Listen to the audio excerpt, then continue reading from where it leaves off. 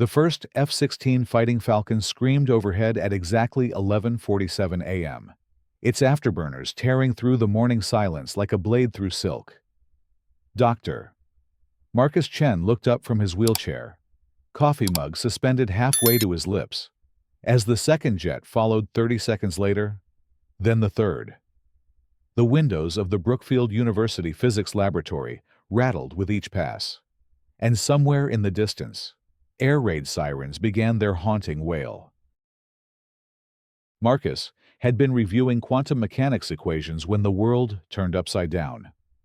Now, as he wheeled himself to the window, he watched military convoys streaming down Interstate 95, their olive-green trucks packed with National Guard soldiers. Emergency broadcast alerts crackled from every radio and television screen across 3 states. The message was always the same: nuclear threat. Stay indoors. Military lockdown in effect. What Marcus didn't know was that 30 minutes earlier, Karen Whitmore had made the phone call that would change everything. Karen stood in her pristine suburban kitchen, manicured fingers gripping her iPhone so tightly her knuckles had turned white. She had rehearsed this moment for 3 sleepless nights, perfecting every inflection, every pause, every tremor in her voice. The 911 operator's routine greeting felt like a starting gun. 911, what's your emergency? Oh God, oh God. I think someone's planning to blow up the city. Karen's voice cracked with manufactured terror. I work part-time cleaning at the university physics lab, and I saw things, documents, equipment. That disabled scientist, Dr. Chen, he's been acting so strange lately. Ma'am, I need you to slow down. What specifically did you see? Karen had prepared for this question. She closed her eyes and delivered her lines with Oscar-worthy conviction. Blueprints for some kind of device. Mathematical formulas about uranium enrichment. He was on the phone speaking in Chinese. Something about the target and final phase. I heard him say the word Pentagon multiple times. I'm scared. I think he's working with foreign agents. The operator's tone sharpened immediately. Ma'am, what's your name and location? Karen Whitmore, 1247 Elm Street. Please, you have to believe me. I've been watching him for weeks. He stays late every night, works on weekend projects that aren't official university research. Yesterday, I saw him receive a package with radioactive warning labels. I'm telling you, something terrible is going to happen. 27 minutes later, the first fighter jets were airborne. Marcus Chen had dedicated his life to the peaceful applications of nuclear physics. Born with spina bifida, he had never let his disability define his capabilities. His groundbreaking research on clean fusion energy had earned him international recognition and a tenured position at Brookfield University. His colleagues respected him. His students adored him. His small apartment was filled with awards, commendations, and photographs with Nobel Prize winners. None of that mattered now.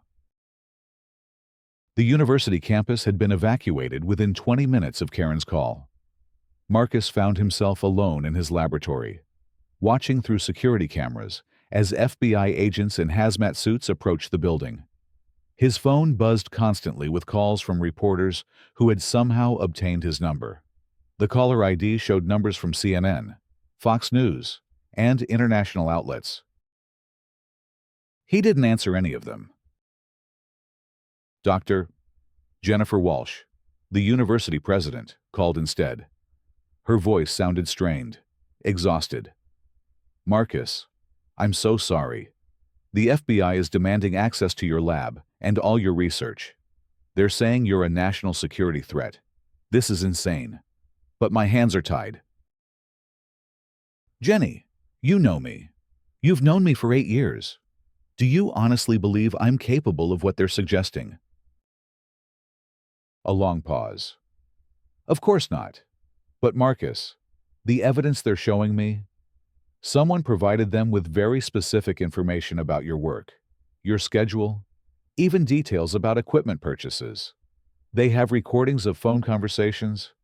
I don't understand how this is happening, but it looks bad. Really bad. Marcus felt his world crumbling. What kind of evidence? They won't tell me specifics, but they mentioned a witness. Someone who works closely with you and observed suspicious behavior.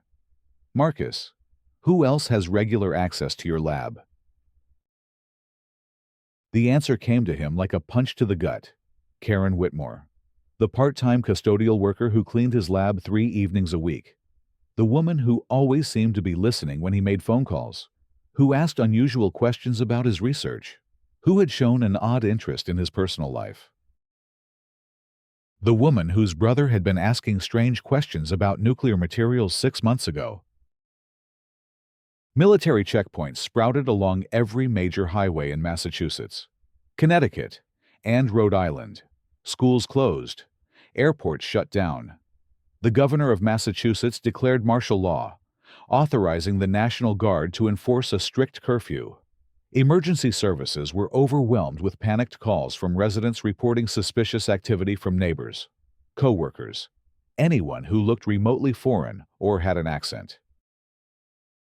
News vans surrounded the university campus like vultures. Anderson Cooper delivered breathless reports from a safe distance, speculating about homegrown terrorism and foreign sleeper cells. Social media exploded with conspiracy theories and anti-immigrant sentiment. Someone had leaked Marcus's photograph to the press, and his face appeared on every channel with the caption, "Suspected Nuclear Terrorist."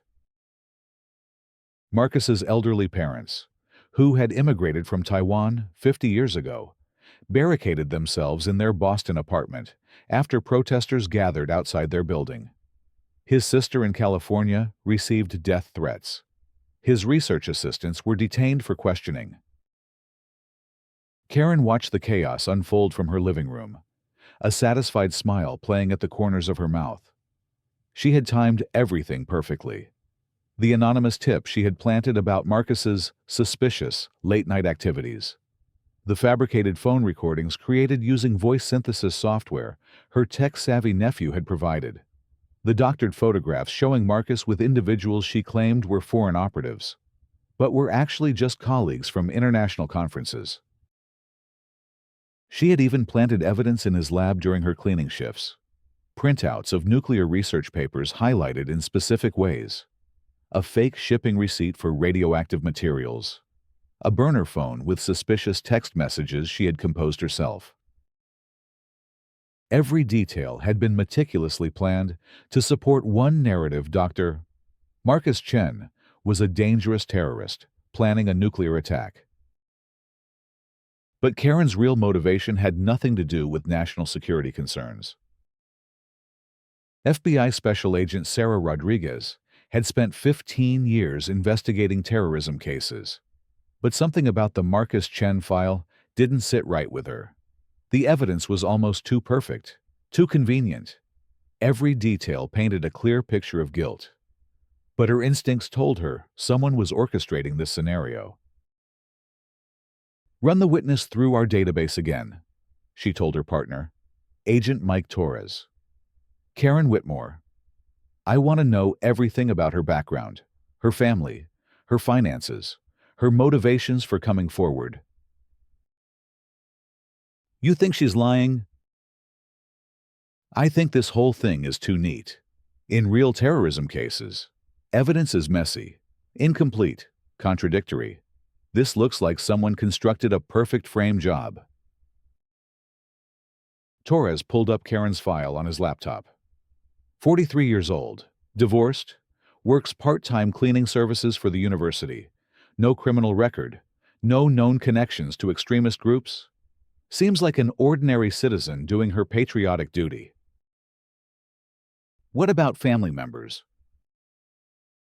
Torres scrolled through the database. Then he stopped. "Hold on. She has a brother, Danny Whitmore. He's... Oh shit." Rodriguez leaned over his shoulder to read the screen. Danny Whitmore, age 45, was currently under federal investigation for illegally selling enriched uranium to unknown buyers through black market contacts in Eastern Europe. The investigation had been ongoing for 8 months, led by a joint task force between the FBI and Department of Energy. "When did that investigation begin?" Rodriguez asked. "March of last year. And get this, they've been closing in on him. The task force was planning to make arrests next week." Rodriguez felt pieces clicking into place. She knew. Somehow, Karen found out her brother was about to be arrested for uranium trafficking. So she created this massive distraction. Frame an innocent scientist for terrorism to divert law enforcement resources and attention away from the real criminal. That's insane.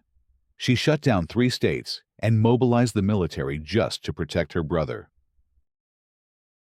Family loyalty makes people do crazy things, especially when millions of dollars in illegal uranium sales are at stake. They had 48 hours to prove their theory before the Pentagon briefing, where military leaders would decide whether to escalate the response even further. Marcus spent those 2 days under house arrest in his apartment, watched by federal agents who treated him like a combination of dangerous criminal and fragile evidence. He was allowed 1 phone call per day, monitored and recorded.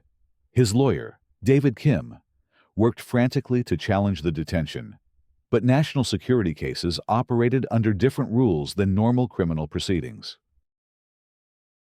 "They're talking about transferring you to a military facility," David warned during one of their brief conversations, treating this as an enemy combatant situation rather than a criminal case. "Marcus, I need you to think carefully about anyone who might want to frame you. Personal enemies, professional rivals, anyone with access to your lab or detailed knowledge of your work." Marcus had thought of little else.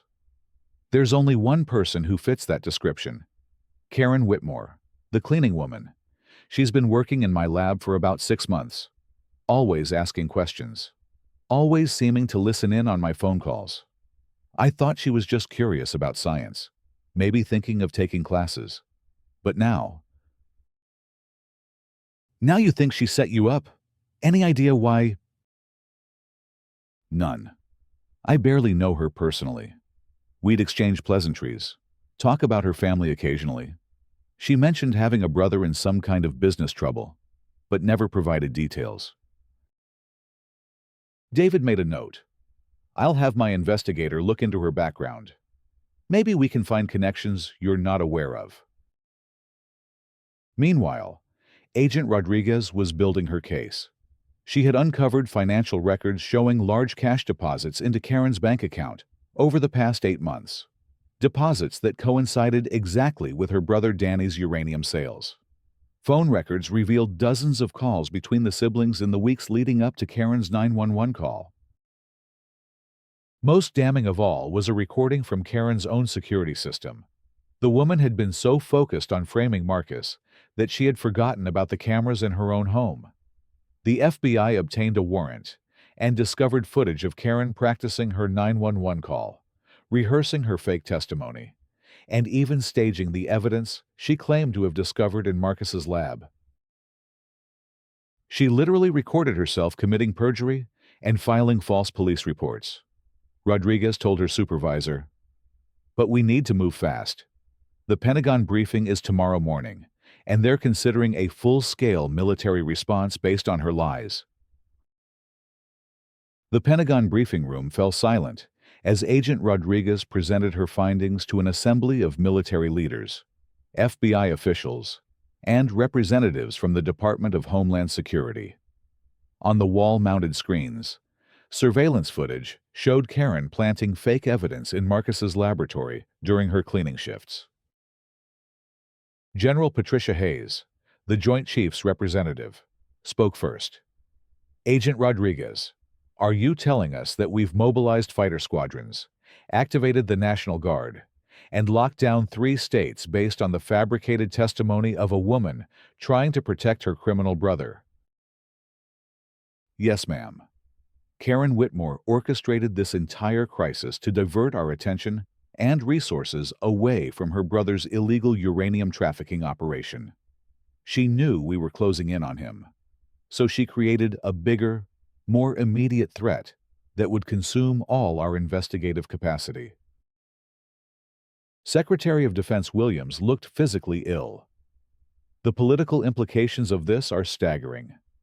We've essentially implemented martial law against an innocent American citizen based on lies. The civil liberties violations alone could trigger congressional hearings for years. Sir, there's more. Rodriguez advanced to the next slide.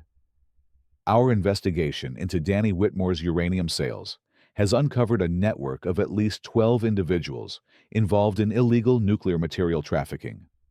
Karen's false report nearly allowed them all to escape prosecution. If we had continued focusing on Dr. Chen, they would have had time to destroy evidence and flee the country. General Hayes slammed her hand on the conference table. This is exactly the kind of disinformation campaign our enemies dream about. Turn our own security apparatus against innocent citizens while real threats operate freely. How do we proceed?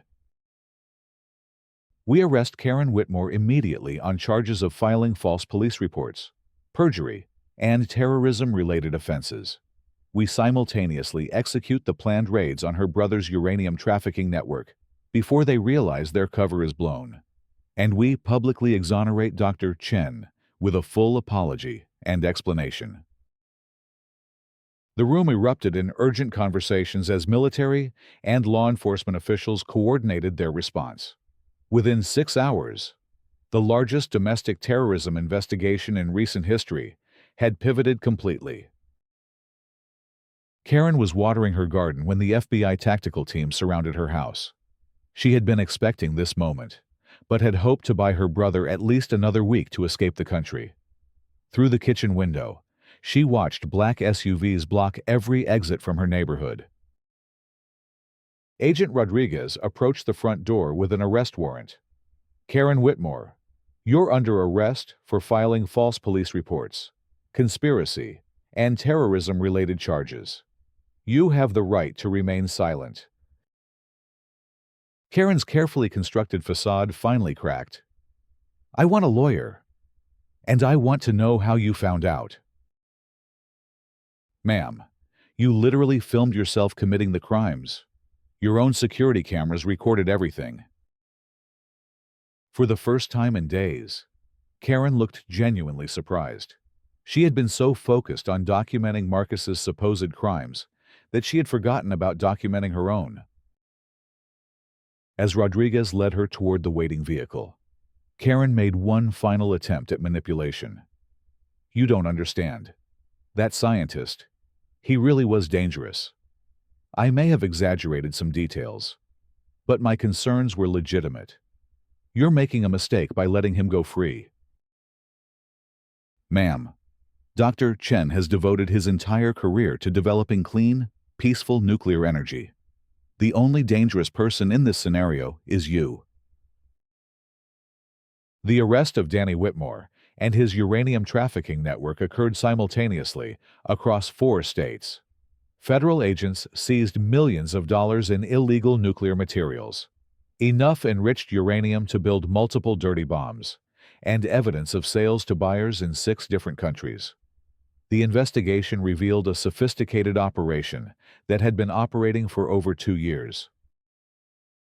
Danny had been using legitimate business contacts from his import-export company to establish relationships with corrupt officials in former Soviet states. He would purchase surplus nuclear materials through shell companies, then resell them to the highest bidders without conducting any background checks or security screening. Some of the uranium had been destined for terrorist organizations, some for rogue nations seeking to advance their weapons programs. All of it had been sold by a man whose sister was willing to destroy an innocent person's life to protect him. Marcus Chen's public exoneration came during a press conference attended by university officials, FBI leadership, and military representatives. The formal apology was comprehensive, acknowledging the severe violations of his civil rights and the damage to his reputation. Dr. Chen has been completely cleared of all suspicions, announced FBI Director Stevens. He was the victim of an elaborate frame job designed to distract law enforcement from a real terrorism investigation. We deeply regret the trauma he has endured and the harm to his reputation. Marcus wheeled himself to the podium, his voice steady, despite the emotional weight of recent events. I want to thank the FBI agents who uncovered the truth, particularly Agent Rodriguez, who refused to accept the easy answers and kept investigating. But I also want to address the broader implications of what happened here. He paused, looking directly into the television cameras. Fear makes us vulnerable to manipulation. In our eagerness to prevent terrorism, we must be careful not to become terrorists ourselves by destroying innocent lives without proper evidence. What happened to me could happen to any American who seems different, who has an accent, who works in sensitive fields. We must do better. The university president, Dr. Walsh, announced that Marcus would receive full compensation for his ordeal, funding for expanded research, and a formal commendation for his grace under pressure. Several of his colleagues publicly apologized for doubting him, though Marcus noted sadly that some relationships might never fully recover. Karen Whitmore's trial became a national sensation. Broadcast live on multiple networks, prosecutors presented overwhelming evidence of her conspiracy, including the security camera footage of her practicing false testimony, financial records linking her to her brother's illegal activities, and expert analysis of her fabricated evidence. Her defense attorney attempted to portray her as a misguided woman, trying to protect her family, but the magnitude of her deception made that argument difficult to sustain.